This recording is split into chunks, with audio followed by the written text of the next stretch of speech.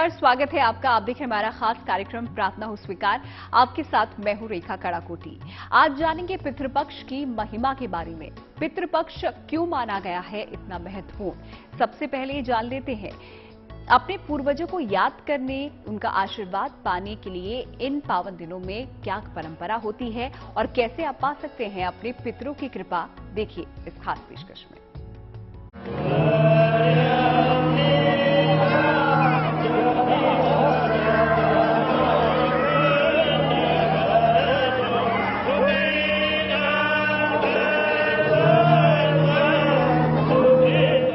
पूर्वजों की तृप्ति का समय, जीवन के सभी ऋणों से मुक्ति का समय।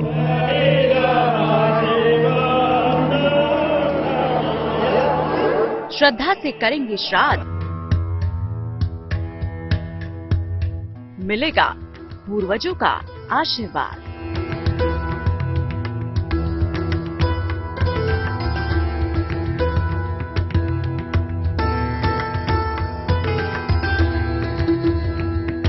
उनका आशीर्वाद पाने के दिन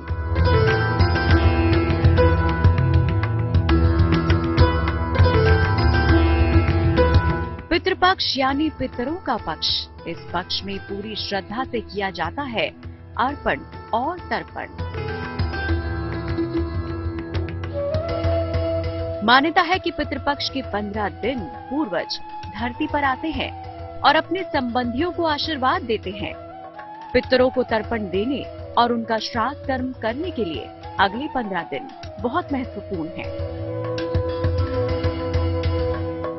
पितृपक्ष ये है कि हमारे हिंदू धर्म में ये मानता है कि जो लोग इस पितृपक्ष में या अथवा कभी भी जो यमराज के यहाँ या स्वर्ग लोग जिनका देवासन हो गया है, वो लोग जो चले गए हैं उनको 15 दिन के लिए यमराज मुक्त कर देते हैं कि वो अपने घर में जाएं, अपने वंशजों द्वारा जो उनके लिए श्राद्ध श्रद्धा से जिया गया जो श्राद्ध है अथवा जो पिंड है, जो तर्पण जल आदि है, उसको ग्रहण कर सके। इसलिए 15 दिन के लिए यमराज सारे आत्माओं को मुक्त कर देते हैं कि अपने अंशज के यहाँ जाकर के अपना ग्रास ग्रहण सके।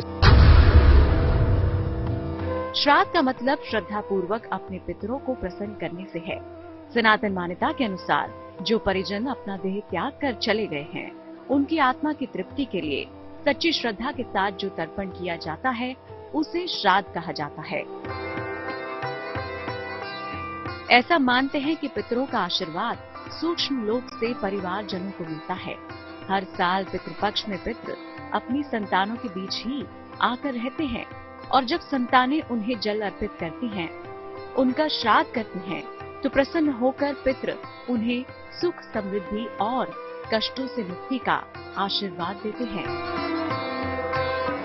ये शास्त्रोक्त परंपरा रही है कि जो भी पितृ के पुत्र हैं उनको गया जी जरूर आना चाहिए। इन मास में उनका लाभ जरूर पुत्रों को लेना चाहिए। अपने पितरों के लिए श्रद्धा सुमन अर्पण करने का इससे बढ़िया और उचित समय नहीं है। पितृ अगर प्रसन्न हैं तो पुत्रों को अनेकों अनेक लाभ और जैसे उनको जैसे मुक्ति का मार्ग भी मिलता है, अब पुत्र को आशीर्वाद भी करते हैं कि तुम्हारे जैसा ही मेरे वंश में पुत्र पैदा हो, और पुत्रों को सिद्धियां भी प्राप्त होती है। आश्विन कृष्ण पक्ष की प्रतिपदा तिथि से अमावस्या तक पितृपक्ष होता है। इसमें पूरे 15 दिनों तक अपने पूर्वजों को याद करते हैं। उनके द्वारा किए गए उपकारों के लिए उनका आभार व्यक्त करते हैं। इस पूरी अवधि में हम अपने खान पान, आचरण और व्यवहार में परिवर्तन करते हैं। ये समय पुण्य प्राप्त करने का होता है। हम अपनी तमाम समस्याओं का निवारण भी कर सकते हैं। नए और शुभ कार्य करने की वर्जना होती है। इस बार पितृपक्ष 10 सितंबर से 25 सितंबर तक रहेगा। इन 15 दिनों को शास्त्रों में बेहद खास बताया गया है। जीवन में शांति और समृद्धि के लिए पितरों का तर्पण करना बहुत जरूरी होता है। ज्योतिषी मानते हैं कि पितरों की शांति और उनके आशीर्वाद से ही ईश्वरीय शक्ति आप पर असर दिखाती है। जीवते वाक्य करना था, जीवन है तो पिता के वचनों का मैं पुत्र होकर करके उनके वचनों का पालन करूं। दूसरा है कि अगर मेरे पिता का शरीर शांत हो जाए तो गांव घर जैसे कि ब्राह्मण वगैरह को ब्राह्मी कर करके उनको जैसे भोजन वगैरह कराना चाहिए। जैसे जिनके घर में वंश की वृद्धि नहीं हो रही है तो उनके घर में वंश की वृद्धि होती है। जिनके घरों में सुख शांति नहीं है तो उनके घर में सुख शांति होती है। जिनको धन की आवश्यकता होती है या कोई सिद्धि की आवश्यकता होती है तो वो सिद्धियां भी उन्हें प्राप्त होती हैं।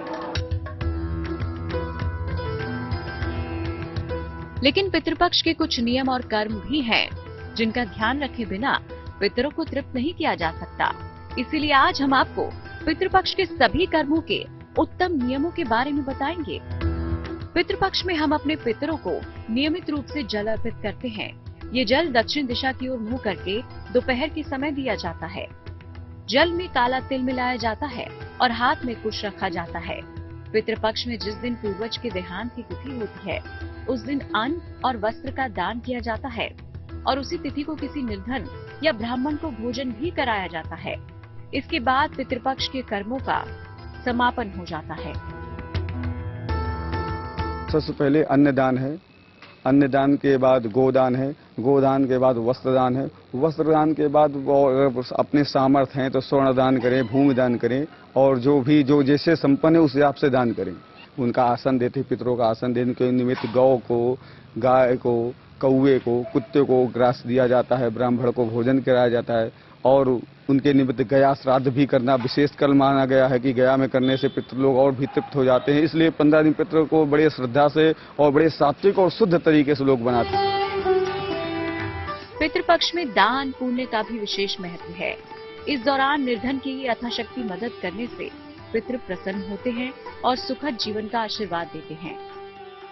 तो पितृपक्ष में अपने पितरों को प्रसन्न करने के लिए हर संभव प्रयास करें। अगर पितृ प्रसन्न हो गए तो आपके जीवन में खुशियां ही खुशियां होंगी। आगे हम आपको बताएंगे पितृपक्ष की सावधानियां क्या है और कौन पितरों के लिए जल अर्पण या श्राद्ध कर सकता है। पितृपक्ष में पिंडदान, तर्पण और ब्राह्मण भोज से तृप्त होते हैं पितृगण और कहते हैं कि इन दिनों में दिया गया जल सीधे पितरों तक पहुंचता है। लेकिन पितृपक्ष में तर्पण और दान करने से पहले ये जानना भी बेहद जरूरी है कि इसके नियम क्या होते हैं। तो चलिए हम आपको बताते हैं।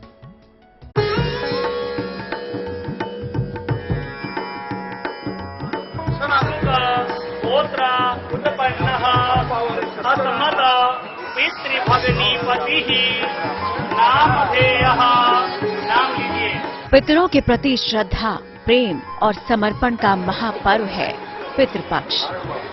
पूर्वजों का स्मरण करने, उनके प्रति कृतज्ञता और श्रद्धा प्रकट करने का पर्व है पितृपक्ष। श्राद्ध का पितरों से अटूट संबंध है। श्राद्ध के जरिए पितरों को आहार और तृप्ति मिलती है और जो भी व्यक्ति अपने पितरों को संतुष्ट कर देता है उसे पितरों के आशीर्वाद से जीवन के हर सुख की प्राप्ति होती है। लेकिन पितृपक्ष में तर्पण और श्राद्ध करते समय कुछ सावधानियां भी जरूरी हैं। जो जिनके भी माता पिता का ऐसा हुआ है, देवासन हो गया है और वो चाहते हैं उनके पिता आदि स्वर्ग में उनके लिए शुभ अभय वरदान करे, अच्छा आशीर्वाद प्राप्त हो, तो सबको पितृपक्ष को मानना है और पितृपक्ष में तर्पण करना चाहिए और उनके निमित्त भोजन आदि का दान करना चाहिए। विशेष यही है और पितरों को प्रसन्न करने जो प्रिय चीज हो पितरों की उनको दान दिया जाए। पितृपक्ष की अवधि में दोनों वेला स्नान करके पितरों को याद करना चाहिए। दोपहर में पितरों को तर्पण दें। इसी वेला में तर्पण का विशेष महत्व है। तर्पण में कुश और काले तिल का विशेष महत्व है। जो कोई भी पितृपक्ष का पालन करता है उसे इस अवधि में केवल एक वेला सात्विक भोजन ग्रहण करना चाहिए। पितरों को हल्की सुगंध वाले सफेद पुष्प अर्पित करने चाहिए। तीखी सुगंध वाले फूल वर्जित है। दक्षिण दिशा की ओर मुख करके पितरों को तर्पण और पिंडदान करना चाहिए। पितृपक्ष में नियमित रूप से भगवत गीता का पाठ करें। कर्ज लेकर या दबाव में कभी भी श्राद्ध कर्म नहीं करना चाहिए। पितृपक्ष में दूध का प्रयोग कम से कम करें। बहुत से लोगों को अपने परिजनों की मृत्यु की तिथि याद नहीं रहती। ऐसी स्थिति में शास्त्रों के अनुसार आश्विन अमावस्या को तर्पण किया जाता है। इसीलिए इस अमावस्या को सर्व पितृ अमावस्या कहा जाता है। लेकिन पितरों को जल अर्पण करने और श्राद्ध करने का अधिकार परिवार के कौन से सदस्य को है, ये भी जानना जरूरी है।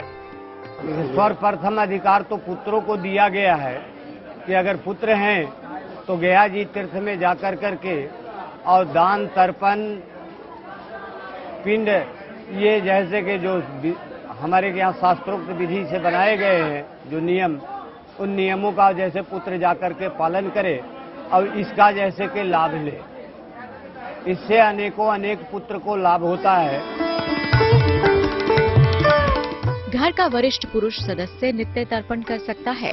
अगर घर में वरिष्ठ पुरुष सदस्य न हो तो घर का कोई भी पुरुष सदस्य तर्पण कर सकता है। पौत्र और नाती को भी तर्पण और श्राद्ध का अधिकार होता है। वर्तमान में स्त्रियां भी तर्पण और श्राद्ध कर सकती हैं, लेकिन पितृपक्ष की सावधानियों का ध्यान रखें। पितृपक्ष के 15 दिन अति शुभ फल देने वाले हैं। इन दिनों पितरों की आत्माएं तृप्त होकर अपनी वंशजों को ढेर सारा आशीर्वाद देती हैं। तो आप भी पितरों को प्रसन्न करें और इस महाफलदायी पितृपक्ष का लाभ उठाएं। आगे हम आपको बताने वाले हैं नियमित रूप से पितरों की कृपा पाने के लिए क्या करें।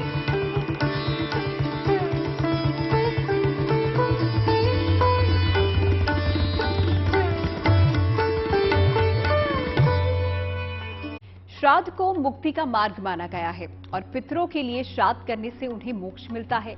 अब हम आपको बताने जा रहे हैं कुछ ऐसी खास बातें जो कि पितरों को प्रसन्न करने के लिए बेहद जरूरी है। कैसे कुछ उपाय करके आप अपने पितरों की कृपा पा सकते हैं, आइए देखते हैं।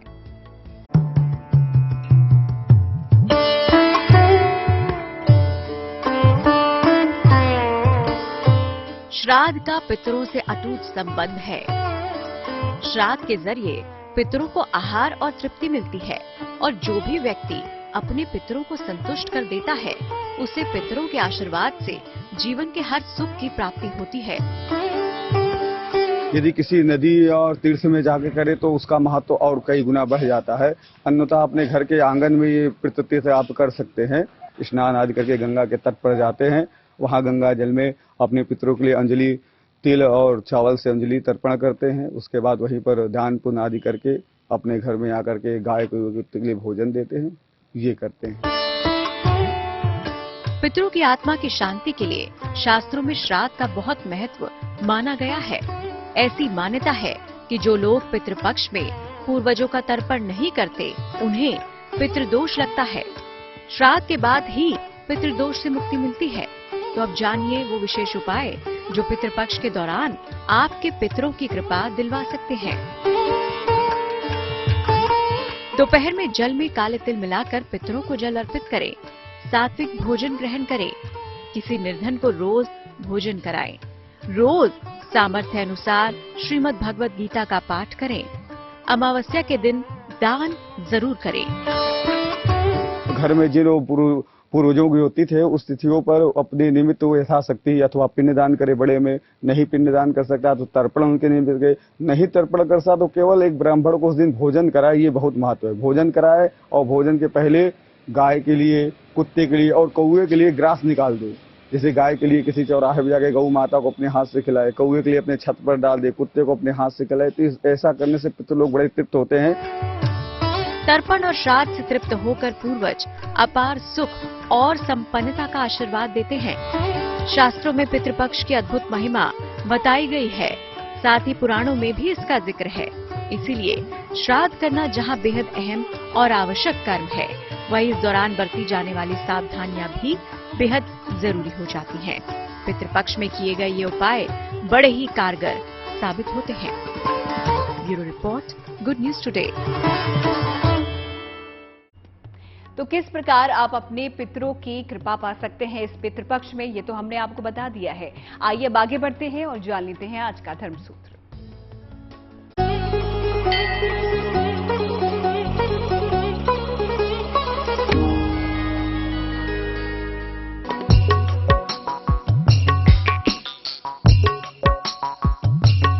एक बार सभी देवतागण भगवान शिव के पास पहुंचे एक प्रश्न के समाधान के लिए। भगवान शिव ने कहा अपने दोनों पुत्रों से कि इनका प्रश्न का उत्तर कौन देगा, तो स्वयं गणेश जी, कार्तिकेय जी दोनों ने कहा हम देंगे। भगवान शिव ने एक प्रतियोगिता रखी और उन्होंने कहा जो सर्वप्रथम पृथ्वी का 7 परिक्रमा करके आ जाएगा वही इन देवताओं की सहायता कर सकता है। तो स्वयं कार्तिकेय, उनका वाहन मयूर है, मयूर से पृथ्वी का चक्कर लगाने चल दिए और भगवान गणेश के वाहन मूषक जी हैं, तो वो मूषक में बैठ करके गए अपनी माँ के पास, पार्वती जी के पास, कहा माँ आप भी आवे भगवान शिव के पास बैठ जाएं। जब वो बैठ गई तो स्वयं गणेश जी उनकी 7 परिक्रमा करके और उनका साष्टांग प्रणाम किए, तो भगवान शिव मुस्कुराने लगे और कहे कि आज से यह जो है देवताओं की भी सहायता करेंगे। अब बुद्धि के दाता हैं, बुद्धि की परीक्षा भगवान शिव ने लिया है या और आशीर्वाद दिए कि आज से जो तुम्हारी आराधना करेगा उसको बुद्धि की कमी नहीं रहेगी, बुद्धि के आप दाता रहेंगे।